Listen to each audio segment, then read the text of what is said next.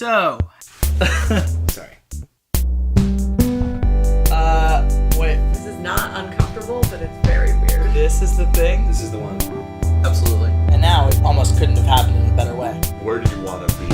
So it was just like, Am I funny? Now if I go over here, am I still funny? Better strategy. Yeah, way better. I never thought about that. Yes, it worked I out. don't see it 5 years from now that you're not my most famous friend. You really have to commit to something. Good to have something pushing you. That was really cool. yeah, it might have been cool. This is On the Cusp.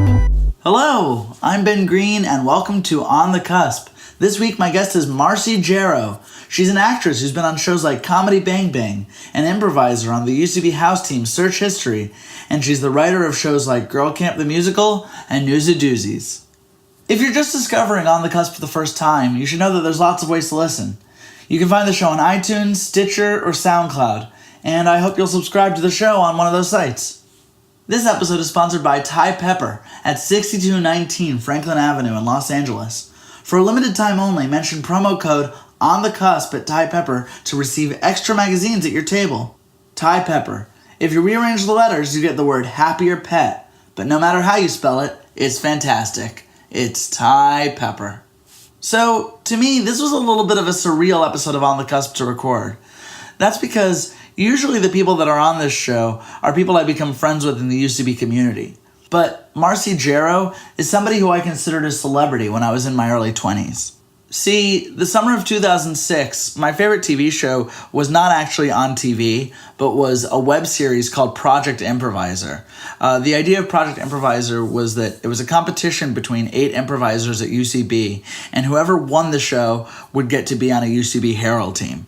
Marcy was on that show, she was amazing on the show, and she actually ended up winning. And so I was a huge fan of hers, and 19-year-old me would have been so excited to know I was going to get to do this episode. What's even more exciting is that Marcy has become an actual friend in the last few years. She's been on multiple teams with my fiance, Madeline Walter, and because of that, I've gotten to hang out a bunch with Marcy and see how funny and generous and kind she is in person. She's actually going to be one of Madeline's bridesmaids at our wedding, and I just wish I could show a screenshot of that bridal party to 19-year-old me. I would definitely flip out. So let's get right into it.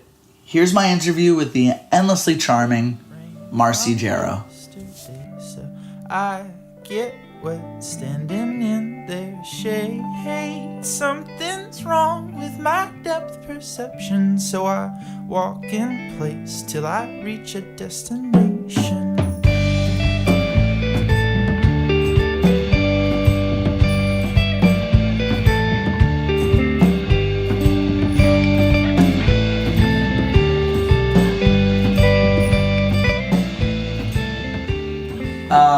So what year did we meet? Was it 2011? Yeah, I think we definitely probably met after... No, let's see. We probably met 2012, right? Because is that around when you moved from New York? No, or that's when you got on Cooper? Because I don't think I knew Madeline before Cooper at all, right? So, yeah, that's probably when we met for the first time. Yeah. But I've been aware of you since 2006. Whoa! Did you know that? No. Because I was the biggest Project Improviser fan. Oh, cool. That's really funny. Yeah, and so like I watched that show. Well, first, can you tell what Project Improviser is? Project Improviser was a web-based reality show where there were 9 improvisers chosen, and they did it right after Herald auditions, so it was people who did not make Herald teams in New York. And every week we were to learn a new form, and we had coaches. Our first coach was Chris Gethard. It later became Zach Woods, because I think Chris booked something. And our judges were Anthony King, who was the artistic director at the time, Jackie Clark, and Jason Mantzoukas. And every week we were to learn a new form. So we would have a late night rehearsal on a Tuesday. Then we would perform on Wednesday, and they would eliminate one person after the performance.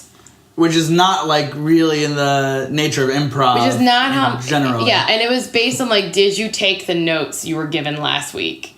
Which is a cool criteria. Yeah.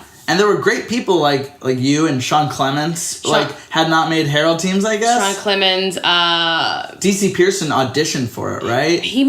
Paul Downs auditioned for it, did not make the cut. Very, very bitter. He's actually in the first episode, I think, making a joke about, I forget what the joke is, but it's very funny. I just remember seeing DC Pearson playing a parrot in the pilot episode.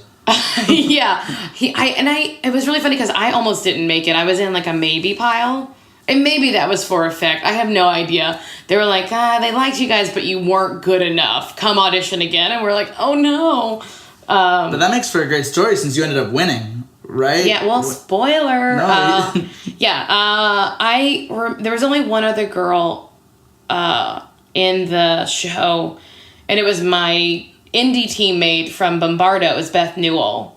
And I was like, we have to... I remember before I started the show thinking to myself, don't do this unless you're going to win it.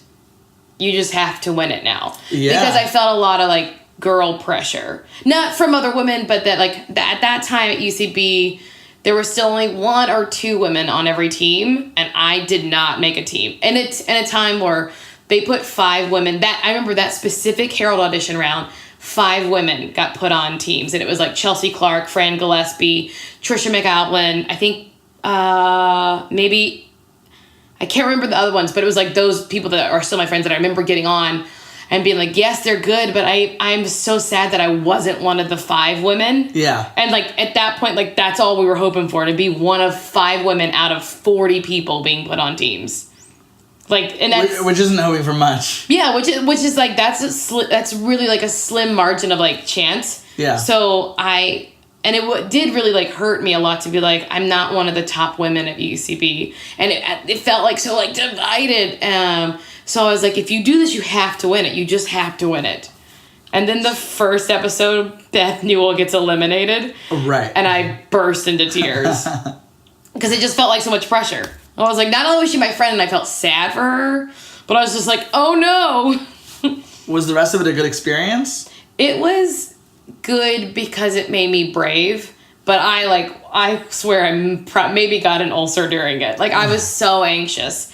Because we would have these late night rehearsals on Tuesday, and then our show would be it's a high pressure situation to improvise under, and then they would make you line up and they would tag one of you out, which was sad. It was sad because they were your teammate now. So if every week you lost a teammate, it was both sad, and then also, you would also get negative feedback, but know that you're safe for that week.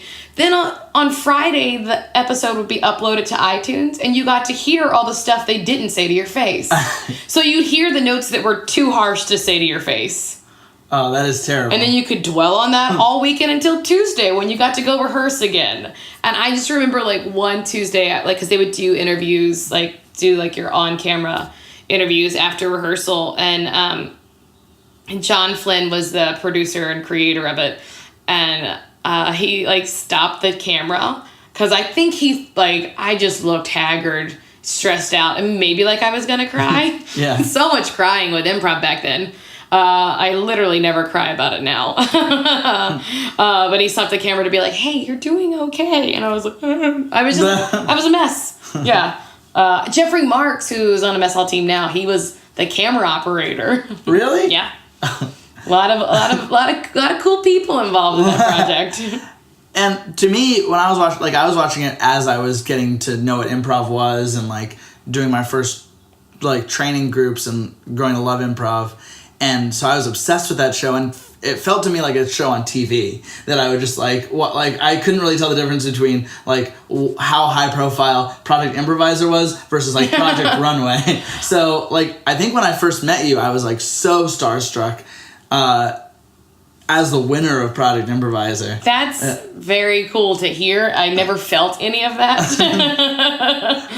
Well, you can ask Madeline that I would genuinely be bubbling behind That's Like, that. do you know who this is? That's really funny. I never felt that at all.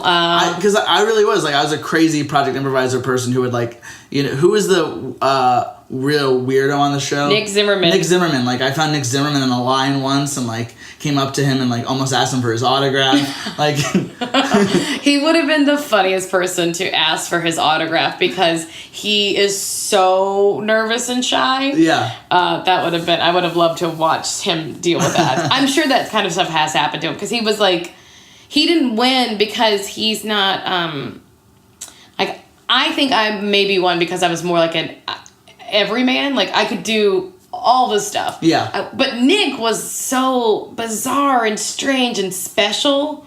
But he was a hard person for them to be like, he's doing it right. They're like, he's not always doing it right, but he's doing something else that's very special and cool.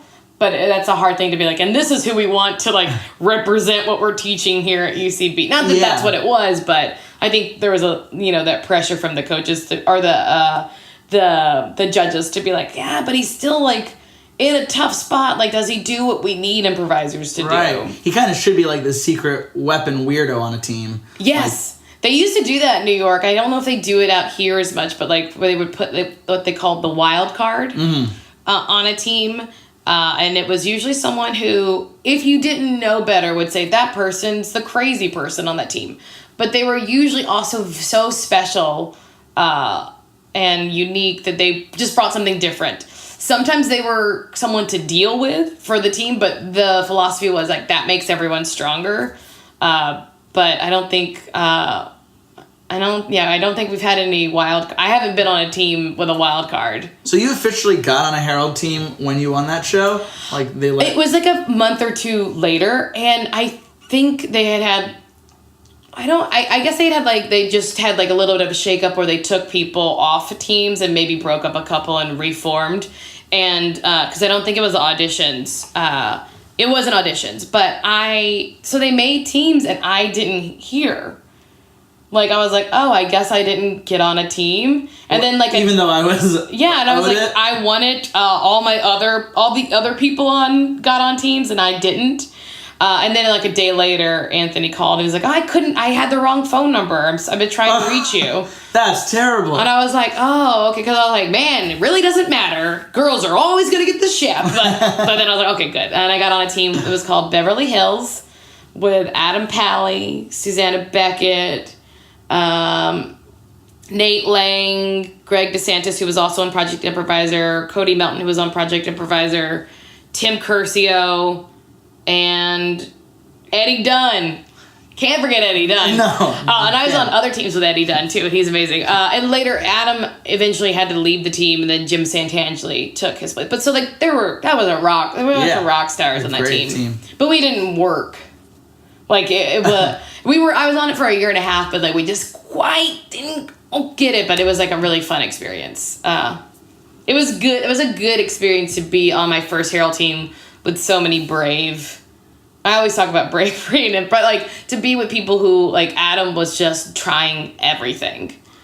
He was like making big moves and being impressive, which is, I don't know, like I feel like his attitude is why he is where he is today, and such like a good example of being like comedy is comedy, and it's not about it's not an art form which you should be polite and so worried that you're doing it wrong. You should be going after your ideas and believing in them, even if they're wrong. Yeah. That's might be what I maybe took that on too much, but I feel like that's sort of like, I was like, that's what I took away from that team. Be like, be brave and just go after it. Support everything and make it cool. Very cool. So you were born in Louisiana originally? Yeah, always. I was always born. But then at what point was your birth certificate changed? No, it was no longer Louisiana. I was born at the Lady of the Lake in Baton Rouge, Louisiana. The third of three from the baby. Okay. Yeah. To parents who had thick Louisiana accents? I guess maybe. I don't think like I don't have that much of an accent, but I must sound like them a little bit. But I don't think their accents are crazy thick until I hear them somewhere else. And then I'm like, oh, I hear it now. But What might your mom sound like? I don't think she doesn't think, she always says that she pronounces things wrong or incorrectly. Like, she was like, I can't say that word frappuccino. And my niece makes fun of her. And I'm like, but you're saying it. She's like, no, I say it wrong. I say frappuccino wrong. I'm like, no, but I don't know. She's like, she thinks that, I think that because I moved off, they think that, like, I notice all these things about them, and I don't really. Yeah. I'm like, no, I think we're pretty, like, smart people from, like, a really small town where people, not that people were dumb, but, like, that, like, it's not, like, a very like, a lot of people don't go to college in that generation. Like, my mom and dad didn't go to college. They went and then quit. But, like, that was pretty common that people would, like, maybe try for, in the 70s and late 60s. Go for a year, just go get a job at a plant. Yeah. Had their parents been in Louisiana? Like, Yeah, was it a long family history? Yeah, I don't know on my mom's side how far it goes back, but, I mean, we've been I went to the same school that 3 of my grandparents went to. Oh, wow. So only my dad's father, he was from Baton Rouge. But, he wasn't from Baton Rouge. He was from Pointe-Coupee Parish. So he was from another, like, more French, because he's, Jarreau they're French. So he was, from a more French area. But, yeah, like, I grew up where they all were from, so. And your parents worked in plants? My dad, I think once I was born, he was not working there any longer, but when my parents got married, my dad was working at Ethel, which was a refinery. An oil refinery? Yeah, I think, yeah. And he was like, I think sometimes, maybe when he was younger, maybe he worked offshore. I don't know. But once I came around, I think Dad had already quit that job or maybe been laid off because Ethel's no longer around. So, like, I think it might have been laid off and then got into, like, construction. So my dad had a company called Jarreau Builders. And then I remember specifically, this is funny because it relates, because I play basketball now as a grown-up, but I remember I was on like a little rec, or the sports association team, and we were on the team had always been Jarreau Builders, and then one year it became Jarreau Builders because my dad changed the name of this company because my mom was like so much a part of it that he was like, well, it's not me, it's us now. Oh, that's nice. So, I was like, I know I had a terrible haircut that maybe was a mullet, so it was probably like 1st or 2nd grade when that happened. I just remember the uniforms so specifically. Light blue, white letters, Jarreau Builders, terrible haircut. But yeah, so like, yeah, when I was in 2nd grade, but she had been working with him since I was born, because I remember, like, from being young, going to check job sites and having roofers come to the house to pick up checks and stuff. How'd your parents meet? My parents met at she's not really my aunt, but she's like my dad's 1st or 2nd cousin, Paulette. My mom was friends with Paulette, and I think Paulette had a wedding, and my mom would have been in high school. And she met my dad at the wedding and thought he was very cute. They did not start dating. He was engaged like 2 or 3 times before he met my mom. Without ever getting married? Yeah. I think that was like I think it was his trick to be like, let's get married. I think that's how he got women to have sex with him, was by proposing. So very elaborate. Yeah. So I think he was like maybe with someone else at the wedding, but my mom thought it was cute. And then a year later, maybe Paulette reintroduced them, and then they started dating. They didn't date very long before they got married, but she definitely was like, you go take that ring back and go buy me my own ring, because he was using the same ring on these women. Do you think he did his trick on your mom, but then just fell in love? I don't know. Maybe. I don't know. I think he always says he really liked her hands. I don't know. Like, I don't know. I have no idea. Like, because the other women, like, we sort of would know them, like, because they were, like, from our area. Okay. So, like, I know one of the other women. Oh, really? Not very well, but, like, her child went to high school with my sister, so. Weird. Yeah. So, I mean, I don't know. I like to think that they just got along. My mom was cool. And she wanted to get married because she wanted to drop out of college, and her dad had a rule that you either go to college, get a job, or get married. And she didn't want to get a job, so she got married. Yeah, what's she like in general? I always say that it's I only knew my parents like after years of them being married, so I think they sort of started. I don't know what they were. I have no idea what they were like when they were younger because they might have been more different, but they seem very similar like outgoing, like personality wise. So I'm just, whenever people are like, what are your parents like? I'm like, I don't know, like me. Like the fruit does not fall far. My mom is, she's very opinionated, says funny things, like just has like a fun way of looking at stuff sometimes. And so like, we're pretty, and my dad is very like outgoing. People are always like, oh, he's so charming and fun. I'm like, yeah, that's his outside personality. He's a little more, I mean, he's old now, so he's like a little more like, he's not grumpy though. But he does like, he likes to watch Fox News. So when I go home, like he loves like engaging it. Like, we're just not gonna, this isn't gonna be a good conversation. Yeah. Is he trying to push your buttons? But he's also like, he likes to like kind of engage in debate. And we've been like that. I remember like for the Bush-Kerry election, I was voting Kerry. And he was like, it was the first election I was able to vote. And we woke up at like 5 a.m. to go have breakfast and go stand in line for the polling center. But we were but we have always been like different ideologies. But like, I was always a daddy's girl. Oh, really? So yeah. So but we always had that like fondness for each other, even though as I got older, my ideology went away from his. He's always been Republican, which is so strange because I come from a Democratic family that also like was sort of in politics. But I don't think they're Democratic now. But I think while they always ran on a Democratic ticket. So like it was weird that my mom married a Republican. Not that that really matters, but he was just always on the other side of the fence growing up until we got to the last like few elections where I was like, oh nope, everyone's Republican now. But yeah, so we've always had a good communication, but he can piss me off. And you said your family is in politics or like into politics? You have members of your family actually run for office? Well, so in Louisiana, we don't have counties, we have parishes. And growing up, my grandfather was always the sheriff, which is an elected official.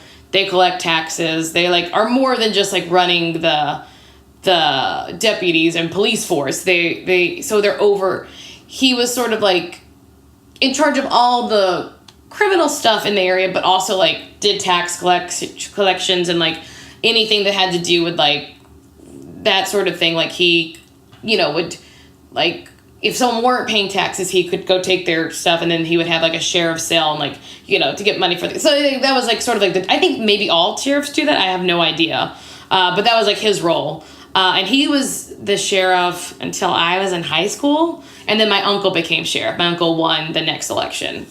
And that feels like just being a very public figure. Yeah. Like we've had a few deaths in the family in the past 6 years, and they're like we have state funerals. What does that mean? Or like whether guards and like I think at my grandfather's maybe 2,000 people came. Like it's like so like we're, especially for like small town, like my grandfather he was a lifelong politician, and like because like a lot of the places like in the parish where we are, there's not every place has a mayor because they're too small, they're not incorporated. So they would be like I grew up in a village which wasn't incorporated. We had no political figures there. So like everything would go to him. So like he was also in charge of all the of making sure that like those places were still taken care of as a municipality and stuff. So it was like it's like a complicated role because like it's like he's in charge of all the deputies and all the crime and stuff, but also like he sort of has to help out with everything else too because he's the only one person that connects all these people besides the parish president. So yeah, it's just like an interesting thing. And like then he did that for I wish I could remember the years. I can't. I think he like was not in office for 44 years, but he started working like from him becoming a deputy to him retiring, it was 44 years of service. Like half a century. Yeah. So like my family, the Graves people, that's my mom's maiden name. They were sort of, I guess, not in charge, but like they had been in office for the better half of the 20th century. How did that impact you as like a kid? Oh man, if you ever got pulled over, you say who you were. I didn't have the Graves last name because I'm a Jarreau, but everybody knew. I could go to other parishes and be like, I'm Odom Graves' granddaughter and get out of trouble. Whoa! Yeah, I mean, like diplomatic immunity. Yeah, because he was very well liked too. Like I think at one point he was asked to run for governor. Like the Democratic ticket was like, you'd be a great person. He just didn't want to. He had too many skeletons. He didn't want them digging through, which was smart. But yeah, so we were like, because there's not a lot of families that were in it as long as we were. We were almost, not quite a dynasty. Maybe if my little cousin Whitney runs one day, we'll be a dynasty. But we were pretty close. I have an instinct to ask about these skeletons, but do we want to shy away from it? Well, I mean, it's just, I don't know what they all are. And I don't know. Most of the people who care are dead. But yeah, I think he might have been a little bit of a philanderer. Okay. I definitely heard stories about my grandmother getting into a fist fight with one of the ladies at the courthouse. Cause my whole family worked there too. So while my grandfather was sheriff, my uncle was a deputy. My grandmother worked at the Register of Voters office, which was like right there. Like it was all on the same like kind of campus because it was all by the courthouse. And then my aunt's husband was a detective. And yeah, I worked there for one summer. I worked, when my uncle was sheriff, I worked as a deputy because like I don't think that counts as nepotism because I'm not like I'm his niece and not like okay. But it was like that was one thing. Like there was some nepotism going on. He didn't hire, like my grandfather did not hire my uncle, but the sheriff before him did. So but yeah, there was a little bit of like, oh, like that he would have gotten in trouble. And he also was like almost indicted once. And I forget what the charges were. It was something like, I can't remember what they were. It's probably easy to Google them, but the state grand jury, I don't know what this is called. I was pretty young. I barely understood it, but like they were trying to indict my uncle and grandfather on some kind of like fraudulent charges. My uncle, because he was he was a straight shooter, never did anything wrong. So he was very quickly cleared. And it was a long process for my grandfather though. And I remember the day that he like dropped all the charges, we like went to a big champagne brunch. Like we took like limos to New Orleans with his lawyers, and like we were still good friends with that lawyer, Eric Pittman, very nice guy. But like my grandfather hung on the wall the letter that like said that he was cleared of all these charges and without future precedent, like like he could never be brought up again. And he was very, very proud of that. Like it hung in his hallway. I feel like when he died, I was like, can we keep that? Because I love that he was so proud of his charges being dropped. Yeah. He sounds like such a fun character. Oh, yeah. At his retirement party, they played I Did It My Way. Yeah. And I was like, yeah, that's just how he was. Like, I did it my... Because he did weird stuff. Like, you could talk about him for hours and hours. He was... Oh, maybe we'll do, like, an accessory podcast. Yeah. Which is really interesting that I am talking so much about him, though, because, like my parents are really cool and they're very similar to me, but like he was in charge of our family. I don't think a lot of people grow up in patriarchs like I did, especially being like not Italian or like, one of those like, it sounds like it has a king. Yeah. Like we lived on his land behind him. And when my dad said, when he got married to my mom, my grandfather took him aside and said, "You're mine now." Not like I own you, but like now everything that you do is part of me. So you're part of my, family. Like you are mine. I'm taking you in and everything that you do. Which is intimidating, but also sort of like that's how he was. Like you were his, he was taking care of you. And I think that's why he was such a great person in the area because like he took care of his people. He felt like they were all his and he was taking care of them. As a little girl, were you pretty similar to what you're like today? Mm-hmm. I've had the same personality since I was born. There was never a moment that I shift. maybe the only thing is that maybe I've gone a little easier on myself as I get older, because I think I said when I came in, like, there are certain parts of my personality that I'm like, God, I just wish I could pull back on that, like being sort of like, I'm going to tell you I'm telling you all the thoughts that I'm thinking now, or like how you should do this thing better. And I've sort of always been like that. But also sort of just like a little, I'm not a wild person, but there is a side of me that even to myself is unpredictable. Like, there's just something in me that I'm like, I don't know what I'm capable of. Not like in a bad way, but just like at any moment I could possibly do anything. How did that come out as a kid? Well, like, this is a fun story that my dad likes to tell. When I was like 4 years old, maybe, and I have a vague recollection of this. Like, I can picture where we were when I said it. I don't really remember. He tells a story. He asked me what I wanted to do when I grow up, and I said, I'm going to dance naked on TV. And he said, baby, you would do that knowing your daddy's at home watching you? And I was like, you'll be dead by then. And just sort of like that dude of like, don't worry about it. Like, I know what's going, like, I've just always been like this. You were 4. Yeah, I was 4. Or like, he has another story of me being like 2 years old, and he like let me take a bath by myself, which is very dangerous. 2-year-olds can drown. I made a big mess. Like, I'd been jumping and splashing, and like there was just water everywhere. And he like came in and he scolded me, and he was like, you need to clean this all up right now. And he said he had never done that. He'd never scolded me before. So he hid around the corner of the bathroom just to see what was going to happen.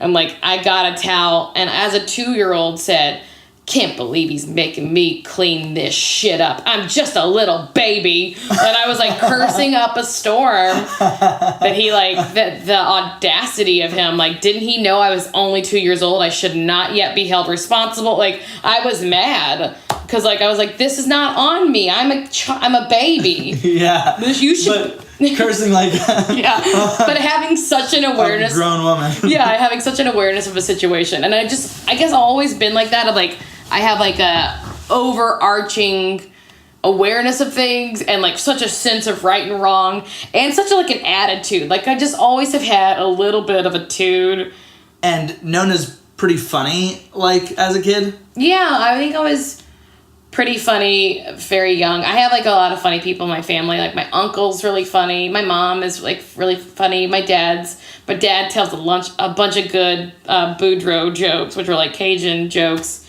And my brother and sister, yeah, everyone's funny. We have a fun time. Like, although we can kind of bicker a bit, but like the family holidays are funny. Like, they're always fun. Like, the immediate family, even my dad's side, we're not close with all of his siblings, but like his brother's kids, Ryan and Michael, who are our age, they're very funny too. So I think we just had like, and I think the Louisiana's personality is sort of like a fun, it's a lot of drinkers, a lot of partiers, and a lot of people who like to poke fun at one another. And that's sort of just the culture. It's what I think of the culture of Louisiana. And like having like, I remember even like in church, like we had priests that would like, part of their sermon was telling jokes. Like, that was part of like their analogies were always like there was always at least 1 or 2 laugh lines in church on Sunday. So I think like culturally it's just like people like to have a good time. Yeah. Did you grow up knowing you wanted to do this? I think I always wanted to be like an actor, but I thought maybe like more serious. I was telling someone recently, I was like, as a child, I was convinced I would grow up and be very elegant and beautiful and like an ingenue, and it just never happened.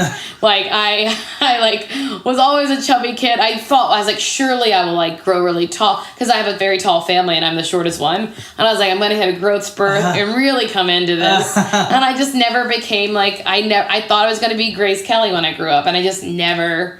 It never happened. And people when I was a kid would call me Rosie, like Rosie O'Donnell, because I sort of looked like her. I had like that haircut and stuff. And I was like, no, I don't want to. But it really is just what not that I'm like her exactly, but like I did sort of like grow into that thing that I was always being like, no, I'm going to be more like Jennifer Aniston. Yeah. But it just never happened. So, and I started taking improv classes when I was 14. So 14? Yeah. Louisiana improv classes? I'll give her a shout out. Dinah Toops ran the drama room, is what she called it. She ran it out of her living room, and she was only like 2 miles from my house, or maybe a little further, but not much. And one day I saw a billboard that said acting classes in Livingston Parish, and I was like, oh, that's very close. So I like called and inquired about how much the costs were, and then told my mom. My mom was like, well, if you already signed up, sure, let's go. So I started taking classes out of her living room at 14. Had you done plays before that, or that was like? When I was 12. I did Baton Rouge Little Theater one summer of like this workshop where like you just do monologues and stuff, or like small scenes. So I did like a monologue and a scene, and I remember my scene partner forgot all of her lines, and I was furious. I was furious. And she was so casual about how she forgot her lines. She's like, I don't know, on stage. So I was having to deal with it. And I was just, like, very upset when I walked off stage, which is so funny that, like, and then, like, the next summer, I think I did a class at LSU with, like, more monologues and stuff. It was more serious, and I really liked that. I liked the more serious stuff, but then the next year is when I started doing improv. But it was sort of, like, a natural thing to, like, it felt we were just doing Spolin exercises. So, Viola Spolin, so, like, kind of, like, doing, like, they were kind of like acting stuff, so we would put on plays, but like she started like a short form group out of it. So by the time I was a senior in high school, sometimes I would be checked out of school early to go perform for the Lions Club. Whoa. And like make a little money. And you were already really good? By the time I was a senior, I was really good. Because I took a lot of class. Like when I was 14 and started, I like liked it. I don't think I was good yet, but at the end of that year, my teacher Dinah was like, you remind me a lot of myself, and if you want to take more classes, I'll just charge you a flat rate for. So I started going. I took my normal high school level. I took the advanced class with some adults, and then I took the performing group, and then I even did improv with second graders. She had like elementary, and I would sit in with them sometimes, and just to learn, to be like, oh, I can do it with like. So I was performing with like 10-year-olds and then like 50 and 60-year-olds, because there were some older people. And this was just like my sophomore year of high school. You've just been doing improv for so long. I know, I should be much better at it. No, you're very good. Well, I think I have like I feel comfortable like doing it, but like, yeah, I'm not like oh, so smart moves. I'm just like, I'm always going to be okay on stage. That's because I've been doing it for, Jesus Christ, almost 20 years. This year will be... Since the Clinton administration? Literally this year it will be 19 years. So yeah, I did short form all in high school. But it was really fun, and it was one of those things where it was nice to like meet other kids who were like sort of the weirdo kids. Because I was popular in high school. And I wasn't like popular, like pretty popular, but I was just like, oh... People always liked me. I was always the class president, and I was always like hanging out with like cool people. So it was nice to also get to hang out with like the weirdos. And then like at my school, it made me like more attracted to weirdos too. So like it made me have a diverse group of friends and not be as much of a bully as I possibly could have been. In addition to being popular, were you pretty happy in high school? No, I hated it. Hated every fucking moment of high school.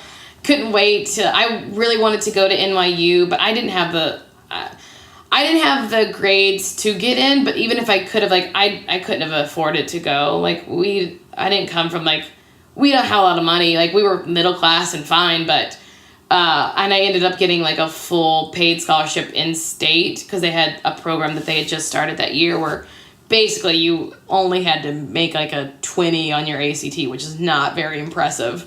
And had like a 3.0 GPA, also not very impressive, but like if you had that, you could get a full paid scholarship. Basically, they're like, if you seem like you will study at all, we will pay for you to go to school in state. So I had that, and I went to LSU for one semester and then transferred to Southeastern because I was doing improv there. I was at one university that didn't have improv, and most of their plays were being cast by grad students were getting most of the parts. And as a freshman, I was like, I don't see that I'll be successful here. And then I had a friend that I knew through doing improv in high school that was doing improv at Southeastern Louisiana University, which was in Hammond, about like an hour away. And he was like, come play with us one day. Like, he's like, come audition or something. And so I did, and immediately everyone was like, yes. It was like me and a bunch of guys. And so I started my like first semester of college. I lived in the dorms at LSU. And then every Tuesday night would drive to Hammond and rehearse, and then Wednesday night would do shows there. And I remember like on fall break hanging out, like we had a different break than they did. So we were on fall break at LSU, and then my friends were like, well, come hang out with us on campus. So I went to their university, was just hanging out on campus, and people recognized me from the improv show. And so I was like, this is better. And so so at the end of the semester, I transferred and did not tell my parents. And I was only 17. Like, I was 17 in college, so I didn't tell my... yeah, because the age thing kept up with you. Yeah, I was too young, so I was 17. And then I remember going into the spring semester, like that January, my parents were like, we got to move your stuff back into the dorm. And I was like, actually, I don't go to school there anymore. I don't remember if they were upset. I think they just were, like, annoyed that I didn't tell them. Yeah. They wanted me to go to Southeastern originally because they were like, my brother and sister both went there, and they're like, it's a smaller university, you probably have a better chance. They were right. I just didn't want to do what they said. Yeah. Bucking that authority. It's funny that you just like omitted that giant life change. What? Oh, that I was it was in a different college. I was so sneaky.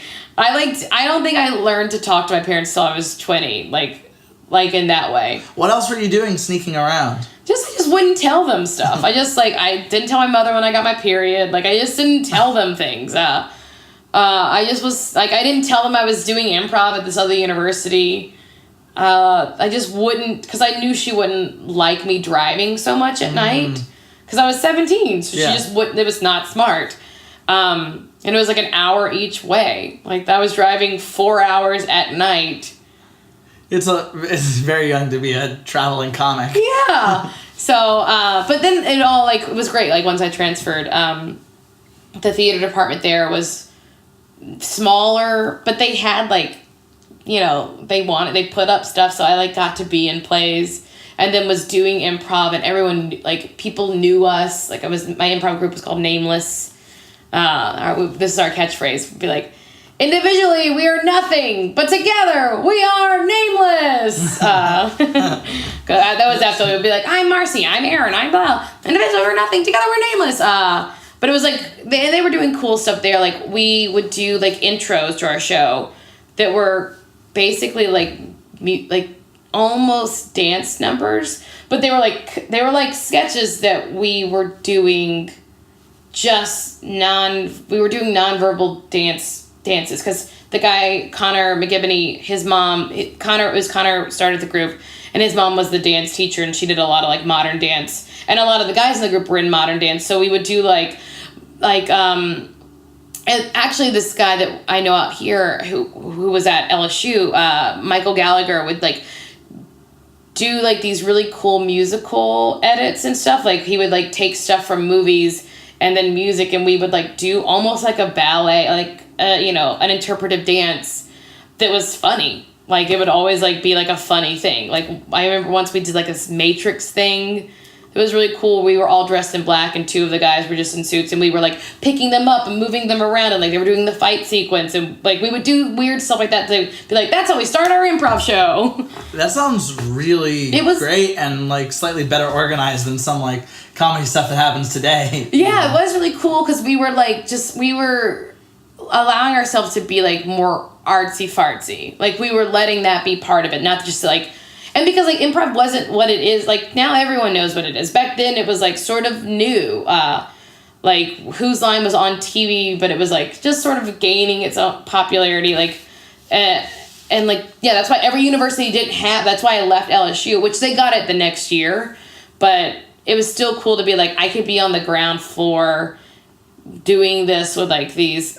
I think it was, like, 11 guys. I was like, this is really cool. And I got to say a lot of, like, what I wanted to do, because I was feeling at that point that I didn't want to do games. I didn't want to play like interrogation or party quirks. Like, I was fine to do that, but I really wanted to just do scenes. Because I had this idea that I was ready to do long form, but no one knew what it was. But I'd heard about it.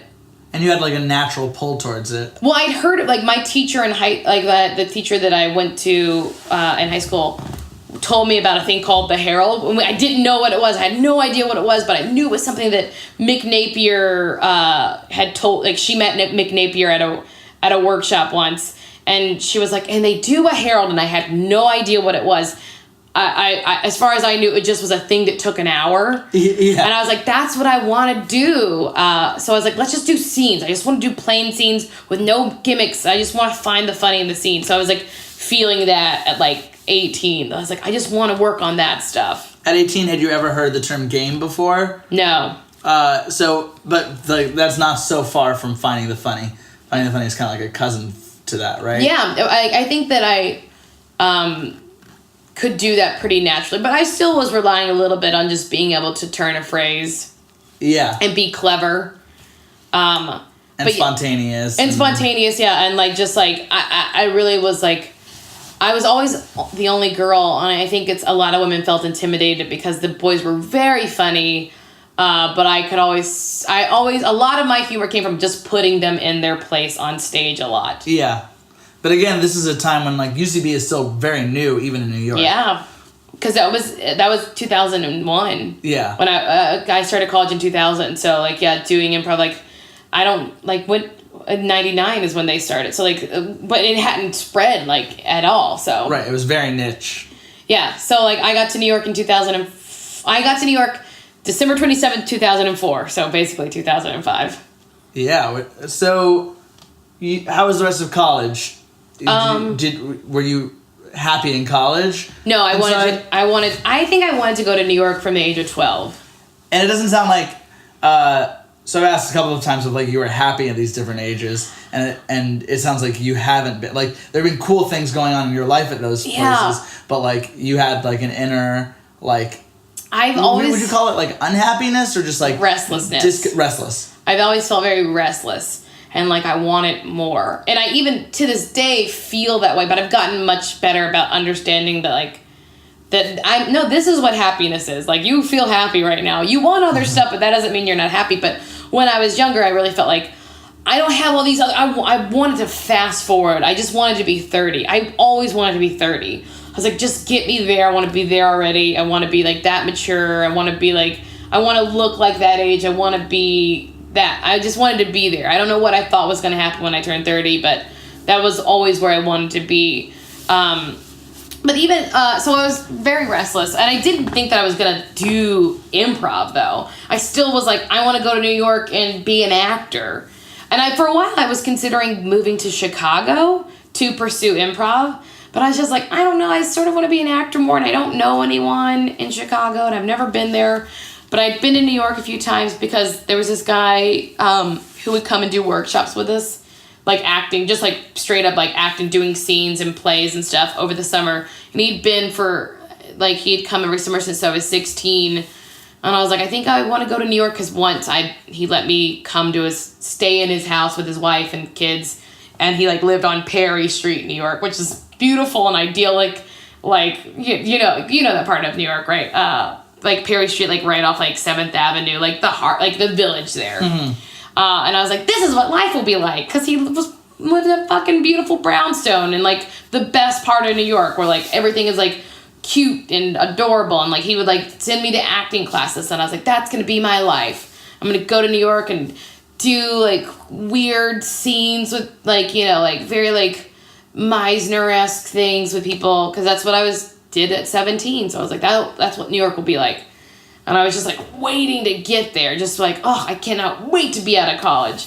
And, like, college, I was, partied a lot. But I also was so sick of the boys. Because, like, boys in college are, like, gross. You know, like, they live gross. They're just trying to sleep with everyone. They, you know, but not me. They weren't trying to sleep with me enough, so... So I was just like ready to be like, I'm ready to be like out of this boy mentality of like being the only girl around. Even though like we had a few other girls that hung out too, but I was just like ready to move on and do something smarter and more sophisticated than what we were doing, which was like a lot of rap battles and stuff. And I was like, I'm just over that. Like I think I've always just wanted something with a little more integrity and then I would also like, I've never been a good student. Like, I would always miss 3 weeks of a class and then have to, like, write. My last semester of college, the last few weeks, I wrote 21 papers in a week. Because I hadn't done any work all semester, and they were like... Were they all late? Yeah, they were all late, and the people were like, well, we'd like you to graduate, so would you do this, please? And I was like, yeah, I can do it. 21 papers, that's like... What is that, like 100 pages? I don't know. It was awful. I remember my mom, like, during that time, she was like, if you put this much effort out, you could have finished law school by now. If what you're doing this week was how you treated all of your days. You demonstrated that you were capable of writing 21 papers in a week. It would infuriate her that, like, one semester, because I lost my scholarship pretty early on in college, like, by my second year. Because, like, one semester I would have a 4.0, and then the next semester I'd have a 1.5. Like, I would just let it all... And it had nothing to do with, like, the subject matter. It was just whatever emotion I was feeling at the time. That I was just like, I don't want to be there. I can't... Like, I would go be on campus and not go to class. Yeah. I would just be hanging out with all these other theater kids smoking behind the theater and stuff. Just being, like, an idiot. And it did work out in the end. It worked out. It was fine. And I never declared a major. I graduated with general studies. General studies. I'm telling you, I hate authority. When people tell me I have to do something, I start figuring out any way to not do it. So I just I was like, well, I have 138 course hours. You want to not graduate me? Because I'm done. No matter what, I'm done. And so the dean was like, I guess we'll just do it. So is New York what you thought it was going to be? No. Why? No, not at all. I didn't know anyone there. And I lived in a women's boarding facility. Oh, that's weird. What is that like? If you were at the Bell Jar, you know how Sylvia Plath, like, lives in the Barbizon Hotel? Like, it was like that. And I think it came from that era of the 60s of, like, a place that young women or old... There was a lot of old women there, too. The house I lived in was called the Brandon House, and it was run by the Volunteers of America. I have no fucking clue who they are. But it was like all women lived there. No men were allowed above the lobby area. So it was like, you know, like it was on 85th between Weston and Riverside, like, you know, the Upper West Side area. That's pretty nice. Yeah, it was a pretty nice area. And it was like, there were like 20 or so women around my age, between the ages of 18 and like 40. And then there were some really old lady. Everyone else was a very old lady who clearly... They did not want to leave New York, but their kids were not taking care of them. And so they would live in this place that, like, was like a dorm style. We had communal bathrooms, and they offered us breakfast and dinner. Like, if you woke up early enough, you could get breakfast, and then they served dinner between, like, these hours at night. So, like, I think that's what, like, it was a nursing home for some people. And then for young people from different countries and from different parts of the United States, we kind of, like, were there. Like, it was cheaper than getting, like, you couldn't have, it was, like, $1,000 a month. Like, I couldn't have afforded to live in Manhattan by myself at 22 for that. Plus breakfast and dinner. Breakfast and dinner. And I really did, we took advantage of it. So, like, we got to know each other. So it was sort of, like, a nice thing. And that's where, so I started there, and then I think I went to an improv. I went to see a show. I think before I moved to New York, I had known this guy. I'd done, like, an improv workshop with some in, like, the Catskills in New York. I'd, like, flown to New York to do this, like, week-long intensive retreat thing. And I met this guy, Michael Gelman, who was running Second City at the time in New York. Like, Second City was trying to, like, start up a theater in New York. So I met Michael Gelman and this other guy, Jeffrey Sweet, who was a playwright. And they, like, really, like, at that workshop were very... And Gary Austin was another person who he's one of the founders of the Groundlings. So I, like, at the age of 18, worked with these cool people. And so when I moved to New York, I, like, got in touch with a few of them. And they were very nice to me. Like, at the age of 18, they were like, you are great, you should do, like, they like gave me the confidence to be like, you could pursue this, continue on, which was great because I was one of the youngest. I was like, it was like a bunch of 30 and 40-year-old actors who were like looking for something. So like, Yeah. it was just like a cool thing. So I called Michael Gelman when I got to New York, and he's like, man, we're about to close up shop. It's not happening. He's like, he's like, we're not really doing much. Go to UCB. He's like, go there. So I went to a show, and then like after the show, I remember being outside the theater, just kind of like waiting around for, I don't know what. I knew no one. I was just like standing outside the theater, and then this girl, Emily Tarver, who I'm sure if anyone knows New York people, like people would know her. She was like, hey, and she had a Southern accent. She was like, hey, what are you doing? She's like, you looking for someone? And I was like, no, I just came here. It's the first time I've been. And she was like, come to McManus. So like that first show, I went to McManus and then met so many people who I would be friends with in the future. Yeah, who's there? I feel like there were a lot of like the Reuben Williams people there, but when they were on Dillinger, I think that's like of that era. So I think they were there. I just kind of like saw them. It was like a whirlwind of people being around, or like Lawrence was like the bartender at McManus who would he's always the bartender at I met a lot of those people who were just be like foundations of that culture out there. And then I was like, I'm gonna do this. I remember that first night being like, I'm going to do this. I'm going to get on a Herald team. And someone being like, you don't know what you're talking about. It's not that easy. And I was like, don't care. I'm going to do it. And then a year later I was. So Oh, that's fast. I think it was like a year and a half later that I was. Because I moved there in December. And then I got on the next September. You had fun going up through the classes? Oh, I loved it. I immediately loved it so much. Tara Copeland was my 101. And she was a doting teacher for all of us. And, like, she did this thing where she would go out with us after she did a thing that was really smart. I don't know if it could work the same in LA because we don't have the same, like, walkable bars. There's not as many. But, like, after our class, she was like, let's all go get drinks. And so she started the habit of being like, you guys hang out. Like, she was like, this is what you do. You become friends.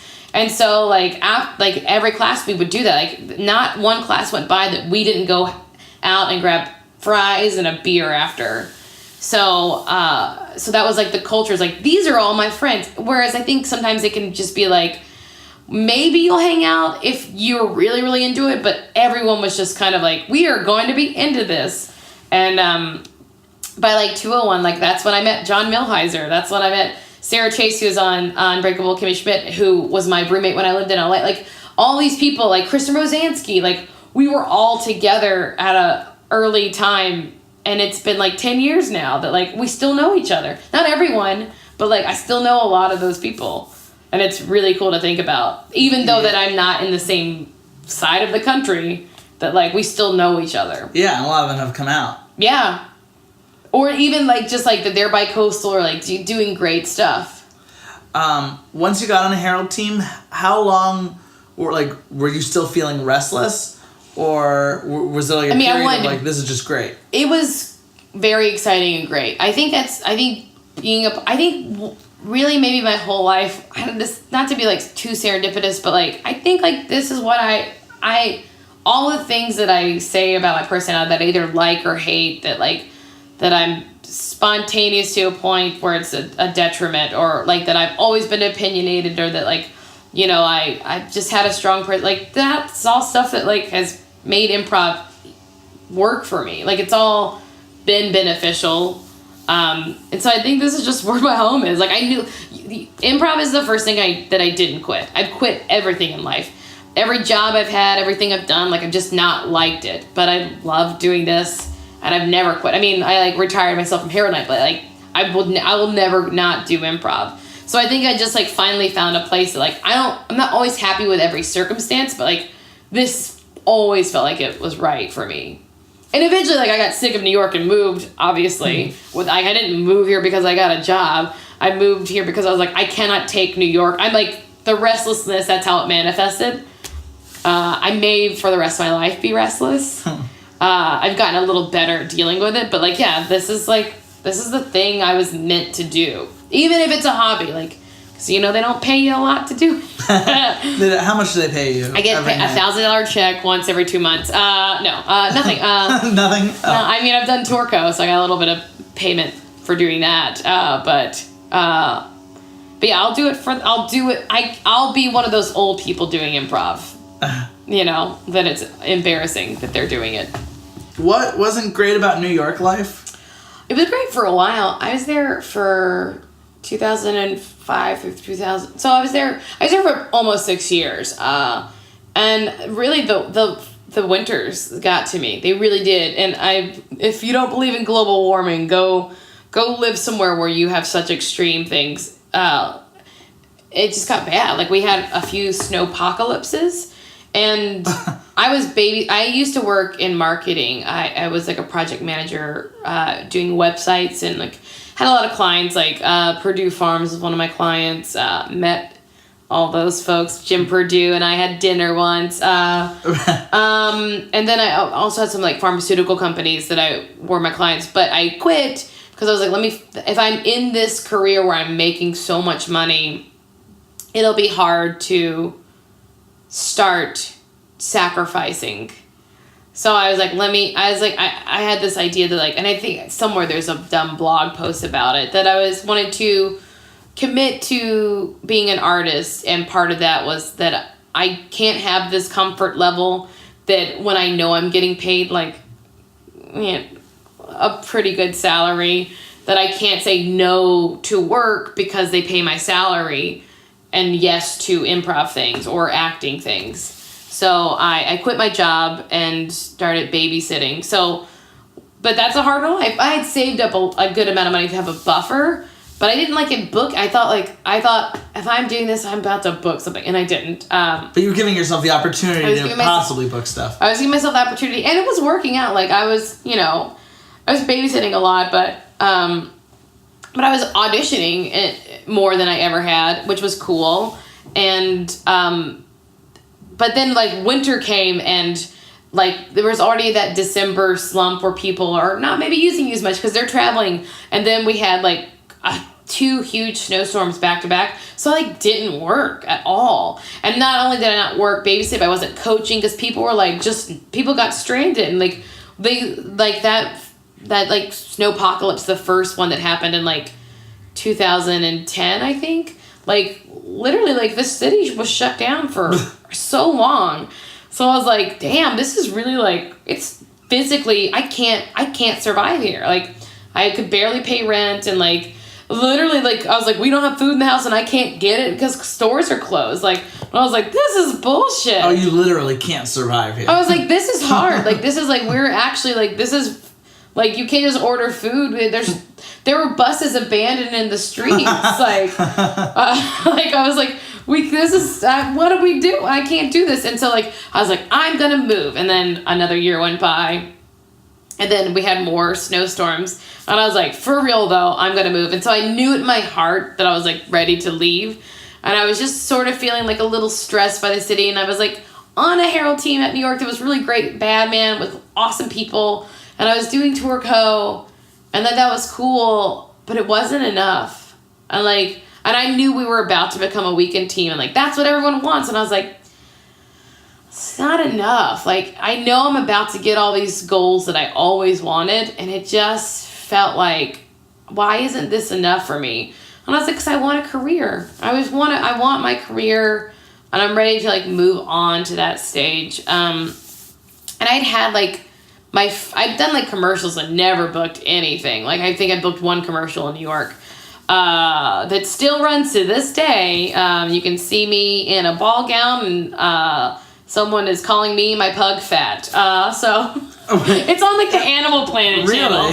The audition was for a crazy cat lady, and I was like, oh, I booked it. Then I show up on set, and they're like, wear this ball gown. I was like, cool. And then I got on set, and the director's like, I'm gonna do the narration. It won't be me, but I'll just. And it was like, my name was Nikki and my dog's name was Paris. So it was like a play on that.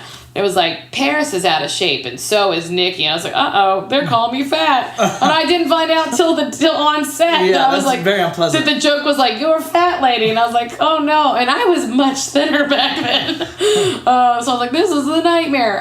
But I wasn't booking stuff. So my first feature that I auditioned for, I got like a meeting with the director. Like, not a meeting, but I got to audition for him directly. And it was for young adult with Jason Reitman. And I was like, my very first audition, I got to do that. Yeah, that's amazing. And then the next thing I went in for was actually a movie that Aubrey Plaza was on, Safety Not Guaranteed. The casting person was like, I was supposed to cast this, but it's no longer filming on the East Coast now. It's filming West Coast, so all casting's going out of California. But it was the same casting agent. She was like, I really loved you in the last thing, so like, I think they have to see you. It's a long shot, but I have to put you on tape for them. So she put me on tape for it. I didn't get it. I think it would have already been cast because it wasn't hers to cast anymore. She just was like, I really like you a lot. And so someone else, like someone out here got it. And that movie's great, and I loved it. And Young Adult, the person who got it was great. And like, I was like, yeah, that wasn't me, but I could see that they liked me. And I was like, oh, I literally am just losing parts to LA actors. I should just be in LA. Like, so I was like, I guess, and it made me be like, if I did okay in both these, like, and I was just being terrible at commercial auditions, I was like, maybe I should just be where they cast more movies.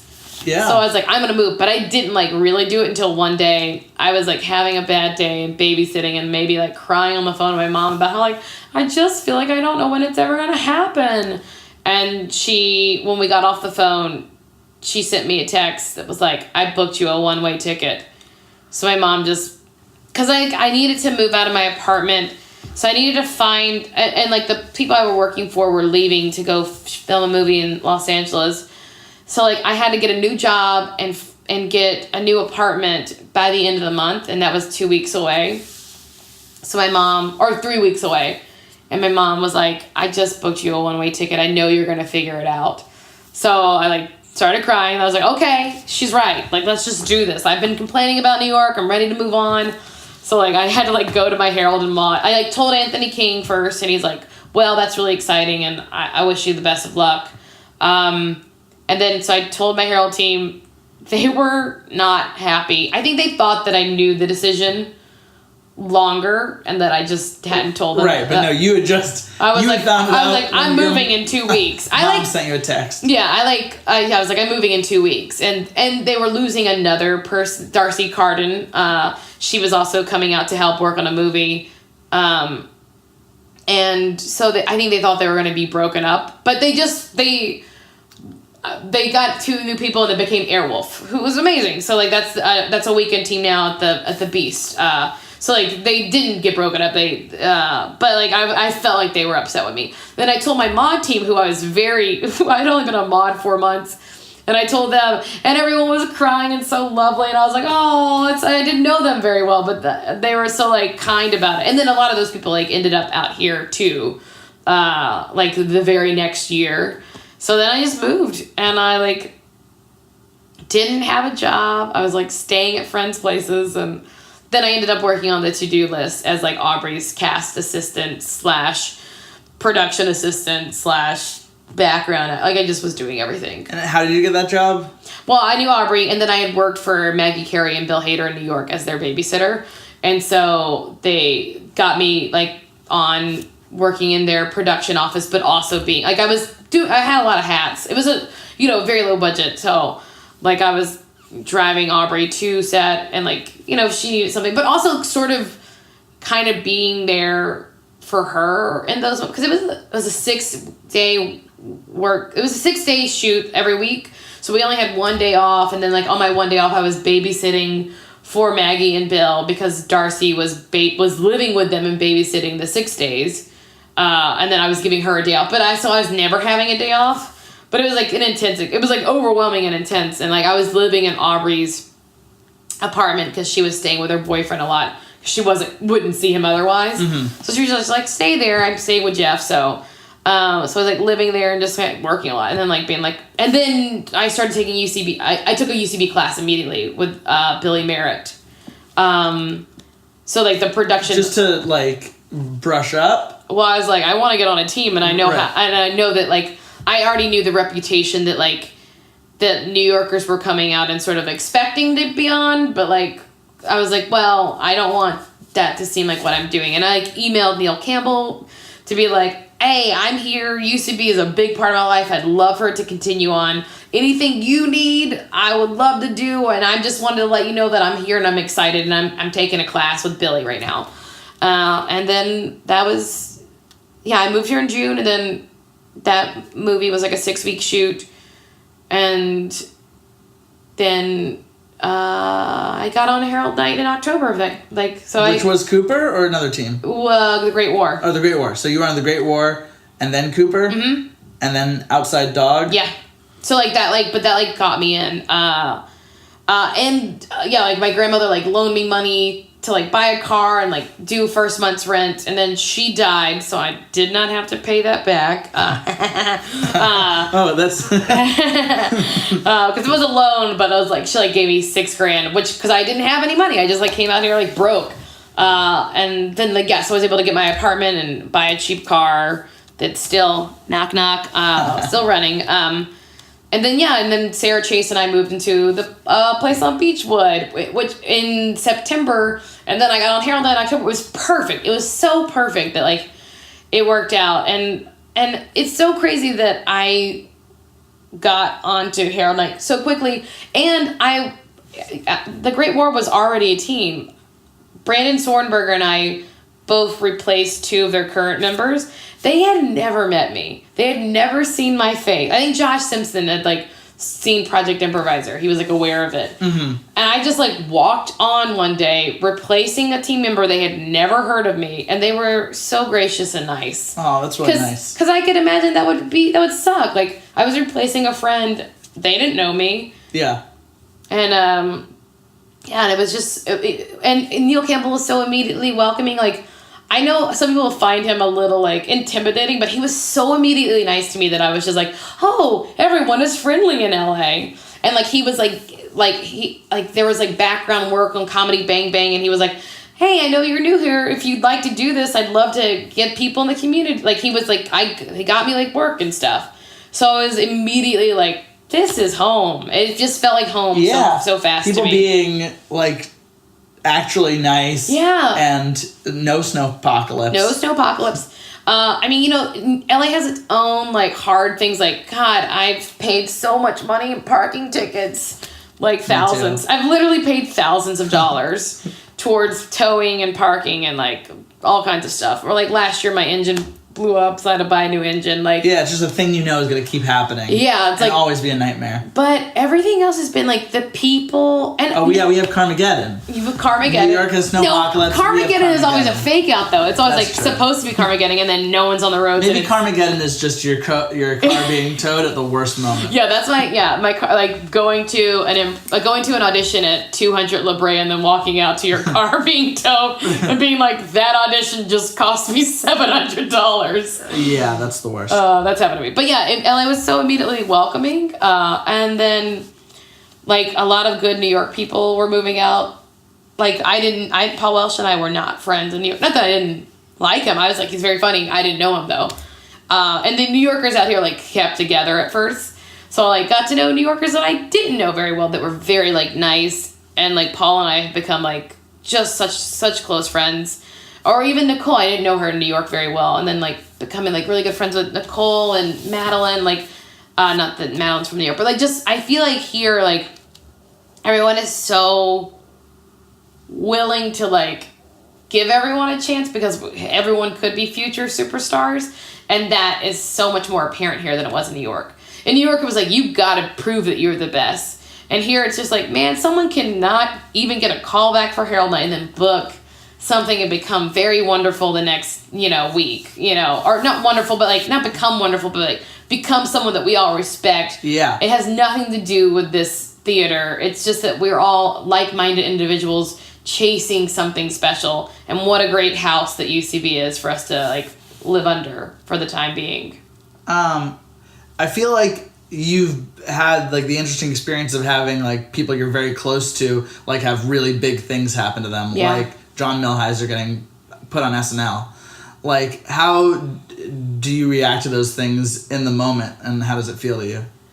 Aubrey was the first close friend that really took off, and I'd still say, I'd argue she's one of the most famous people coming out of UCB, period. Yeah, she is. She's doing amazing stuff.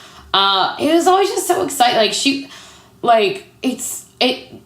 It's never surprising who makes it big because they're always like the tenacious ones. It's a good reminder to be tenacious. Like Aubrey, even when she was just like a waitress who couldn't afford to buy dinner, like she always seemed like she was on the verge. And Millheiser's always been just like making stuff and doing things and you gotta do this and you gotta come to my show. Like he's always been like just so good at like going after what he wanted. And so it's like, yeah, those people are gonna make it.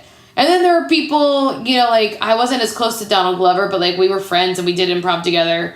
Peaches and Cream, y'all. That was our team. But like just be like, yeah, you're so insanely talented and just going after stuff with gusto. It's a good reminder to do that.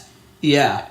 I feel like it's pretty encouraging to see all that stuff happening. And to be like, if it's not my day-to-day, like it's here. Like it's on the horizon, you know. And whenever good stuff happens to friends, I think it could be easy to be jealous. I've never been a jealous person.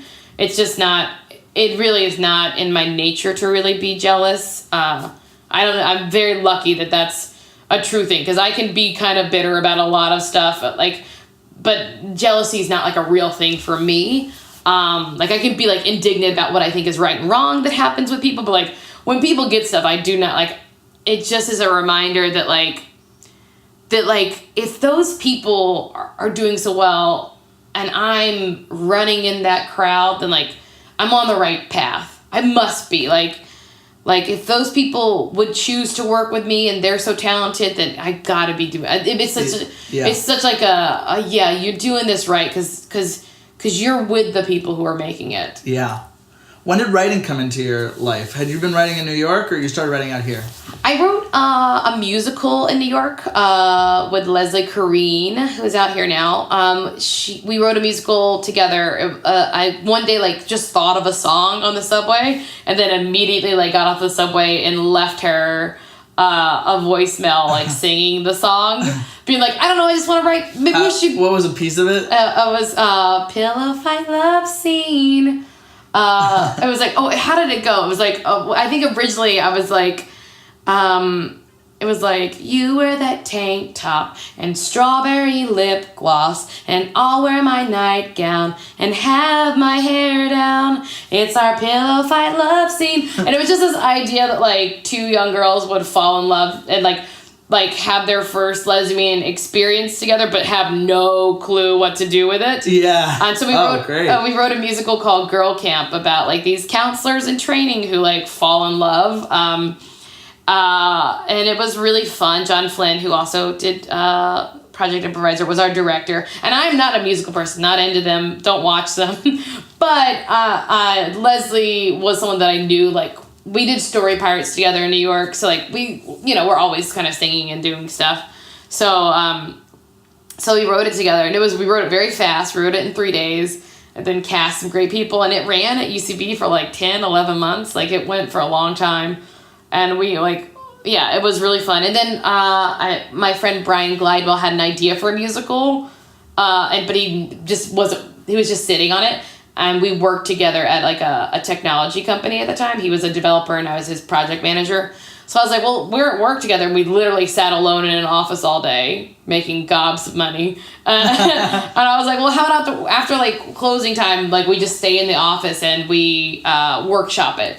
So I helped him write Newsadoozies, which is a musical about newsies, but the rich were also cannibals. And Lauren Adams was the original director, who was also on Unbreakable Kimmy Schmidt.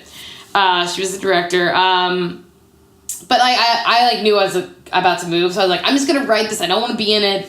I want to help you write the first draft, then I'm out. So like I kind of like I think it changed a lot after I left, but like I helped him at least get it out on paper, and there were some fun lyrics that I feel like survived that I wrote. Awesome. And then so I moved out here and I had an idea for a screenplay but I was probably never gonna write it because I just was so afraid of writing. Mm-hmm. And then I like told it to my friend Jessica Stickles, who like was writing. Like she used to work in development in New York and then was out here. She was a manager's assistant out here, but like was still like doing like writing first drafts for people for like pilot presentation stuff or whatever. So I like told her the idea and she's like, well, let me help you outline it.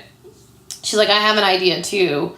So let's just help each other outline something on a Sunday. So we like met and like we started with outlining mine. And then she was like, I think we should just work on this because we like liked it and it was coming very easily. So we wrote a screenplay called Fat Year that didn't really go anywhere. Like we had some options to develop it and stuff. And like, but it did land me my manager that I have. And like, so, cause it got around, like we passed it to all kinds of friends, wrote, we just had like a first draft, like we placed in a few, what do you call those contests, like script competitions. Yeah. We placed like not far, but like we were making it into like the finals or whatever of things. And so it was like a decently funny script. Yeah, but that's so much cool stuff to come out of. Yeah, out of like your first like screenplay. Yeah. And, but then we had like problems as a team and like broke up and got back to like we were just like we weren't the perfect team for it, but it was good because it made me start writing. And then it got me the manager that I have now. Eventually that development deal like really burned up in flames, but and it wasn't the best experience at the time, but we've made amends and like, you know, it's fine now. But it was really tough. It was really tough to have someone be like, I want to develop this and bring it to Sony. And then because of personal issues, have it kind of... Yeah, that doesn't sound fun. It wasn't fun. But, like, we've recently, like, finally, like, talked and, like, we're all cool now. And, like, it's a very good learning experience to have my first thing happen like that. Because I was like, okay, now I see what can happen. Mm-hmm. And so then I was, like, resigned to be like, I'm going to work by myself. And then the very next thing I did was I tried to write a pilot with Jeff Hiller, who's amazing. And, like... We didn't really get very far in the writing process, but we did go pitch it around. And that was so cool. Like, to go from someone who was terrified to write my whole entire life to, like, writing one full thing and then the next year, like, being at, like, on lots, like, being at Fox, being at Universal and being like, I'm pitching, not to those companies, but to other production companies that are there. Like, I was like, man, this happened so fast. Yeah. Like, but I didn't think I was good enough to even try. And I tried it all, and I'm already, like, telling people other ideas that, like, and everyone, like, I feel like the biggest lesson I learned is that, like, I was telling myself no for years. And the moment that I stopped, everyone was just so willing to give me a shot. And it's like, put this in the podcast for sure. Stop telling yourself what you can't do. Like, let other people do that. Just try it all and see what comes. I mean, I still like, hey, I haven't sold anything. I haven't really booked anything big, but like I learned some big lessons that like no one doesn't want me to. And I feel like, yeah. And I feel like when you're on a lot, like it feels like you're doing it. Yeah. When you're like being like, okay, here's some, like someone be like, I like that. What else do you have? Like it's so funny to be like, these are seeds that like maybe nothing will come from, but like someone who can make something happen is listening to me. Exactly. It is crazy. It's crazy. It is the craziest thing. And I feel like, but for a while, and I think still like LA is feeling like the land of milk and honey. It's a land of like a lot of disappointment too. And like that is like, it is more real and every day than it was in New York, because in New York there weren't as many things that I was literally being turned down for. But it also is like, man, it feels pretty cool to even like get in your car and like drive to Fox and like have a meeting and then the next week go in for an audition in a building next to it. Like it's just cool to get to do it. I just have to remind myself that it's cool. And I think that's what the restlessness that I've felt my whole life, like it's starting to feel less intense out here because there's a cool stuff going on, you know?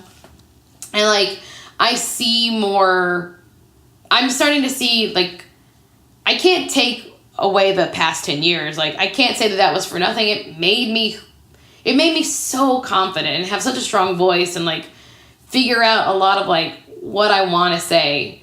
And then, so now I'm here and I'm able to say it. Yeah, like, you're in, like, the best place you could be right now. Yeah, and I feel like recently, the past, like, 2 years especially, of being like, remember that this is happy. Like, this is cool. And like I was saying that Paul Welsh and I talk about, we are so lucky. Like, not only do we know the most talented people, like, hands down, I know funnier people than any of you people will ever meet. No, you know, like, we all know these people that are amazing. Like, we know, like, the best people. And not only are they so funny and talented, but they're so nice and so willing to, like, help and, like, you know, like, it's just amazing. Like, I think LA gets a bad rap for, like, being, like, people are fake. Or, like, yeah, I guess, but people are fake in my hometown, too. Like, you know, like, people are fake everywhere. But in the UCB community that we're a part of, and I think LA's really good at being, like, the nicest, coolest people are the ones that we want to stick around. And, like, that's just sort of, like, the energy, the core of the people. Not that New York wasn't like this, but there was a little bit of, like, you're not, like, you couldn't get into the inside of it. Like, there was, like, there seemed to be more blockades of, like, you know, you haven't made it to the inner part of it yet. Mm-hmm. And here it's just like, who's the inner part? I have no idea who they are. Right. Is it Betsy Sodaro, who's the nicest, friendliest person you could ever meet? Like, is that who the, like, is it might be, but, like, because of, I think I credit it to a lot of Midwesterners being out here. And, like, this, because, like, that makes sense, like, geographically, they're, like, there are, like, a lot of heartland people here who are very, like, just, like, if nothing else, like, just welcoming and hi, nice to meet ya kind of people. Whereas, like, New York is kind of, like, busy, like, just being your own, like, this is my world. That, like, it just feels, like, friendly and warm. I was, like, ready for the change. Yeah. Is there a moment that you think about as, like, that's been, like, your happiest moment out in LA? I don't know. I mean, you know, I'm on a team with your fiance, Madeline, and Nicole Byer, and I love everything we get to do together. Like, we went to Portland and we ate too much food and got sick, and, like, I was just like, we're so stupid and, like, having... Traveling to do a show as that team. Yeah, but I don't know... Getting paid by people to... Yeah, like, that kind of stuff has been fun, and then I'm on Search History now with a bunch of amazing ladies, and, like, sometimes we just have the most fun. Like, I don't know if there's one moment, or maybe this is even, like, a stupid thing. Like, I think my first year in LA, one of, like, the first, like, buds I met, like, out a lot was Drew Tarver, who is insanely talented, friendly, and fun. Like, he's just got it all. And I remember, like, just being out late drinking with him, and then, like, we walked outside of Birds and it started to sprinkle, and I drunkenly screamed at this person I didn't know very well, you need to put me home. I just said, you need to put me home. And then, like, he made sure I got home okay. And just being like, I don't know you very well, but this feels like we're all good friends. And I don't know there's not one moment though, but it is, like, I feel like that was one where I was like, in that moment, because I knew who Drew was and how much he mattered to everyone, and he was being so nice to me, and I felt so comfortable, and I was like, I feel like a part of this in a bigger way than I ever had. Like, I slowly, like, I was a part of New York, but this, I was like, this is home now. Like, it just, I was like, this home, yeah. Well, that's exciting. This feels like a really cool place. Yeah, I like... The way you describe it, this feels cool. Yeah, I really do. I think I also decided to love LA. I was like, you gotta move there and you're gonna love it. You got no other choice. Where else you gonna go? Gonna move to Paris? I don't know. What's gonna happen? So, but I've definitely been like, I love LA. And I get, like, sort of protective of it, too. I hate when people talk about it. I'm like, I love it. You don't understand. Everyone's so nice here. So... what would be your, like, vision board for what 5 years from now would look like? 5 years from now, I would love to be doing it all, I guess. I would love, 5 years from now, I would love to have a movie that I wrote in production that I'm starring in. Yeah. I would love to have other stuff. Yeah, I could see myself. I see myself in a writer's room, and I see myself on camera, and I see myself doing with all of our friends, and like helping other people. I don't know if I would direct, but maybe that's something I could do one day. Yeah. But definitely like writing and acting like man, I could see me and Rebel Wilson doing a movie together. That's a crazy thing to say out loud, but like I once had like a 1-2 line interaction with her, and I was like, I like her. I think I would like to work with her. Like That's what a vision board is good for. Put that out there. Yeah. Or I want to write something for Emma Stone. I love her. I want her to be in a movie of mine. What is it called? You're secreting it. I'm secreting it. I'm saying it very clearly out loud. And I would like a house with a pool. In the Hollywood Hills or someplace else? I think in the Franklin Hills. Yeah, I like that area. I'm so close to all the things anyway. Like, I like just move 2 blocks north. Is what I want. I guess. Does your pool have a hot tub? Yeah, hot tub next to it. Man, doesn't that just sound nice? Yeah, that sounds really I just nice. feel like because actors, like, not because like I want wealth and money. It's just like you have such like a stressful long day. Like, don't you just gonna hang out in some water on the weekend? Yeah, a lot. Just hang out in some water on the weekend. Have some friends over. Come float and drink a beer. I'll have 3 PBRs for you. You and Madeline can come by. I'll have lots of snacks for her. Oh, yeah. She's going to need a lot of snacks. She loves snacking. She's not a big drinker. No. Give her a PBR full of combos. You know what? She loves Diet Coke. She loves a Diet Coke. I know. I watched my Diet Coke disappear last night. Oh, yep. She drank it all. What a monster. But yeah, that's it. And it's not doing anything so different, but just doing it on a level where we're getting paid. Yeah. I just want to... Because that seems like that would be the coolest thing in the world, to do all this stuff you love. Yeah. And get paid. I feel like I would love to work with Paul Feig too one day. It's been secreted. It's secreted. This is a secret. Don't tell him. Marcy, thank you so much for coming on. So much fun for having me talk. I loved it. No, it's the best. Thank you. Thank you, Ben. I'll see you soon. Yeah, bye. Okay, get out. Rock, rock, rock. Every favorite song I wrote in a cluttered room with the ceiling low. So if I stand too straight or I stand too tall, I bump my head and forget it all.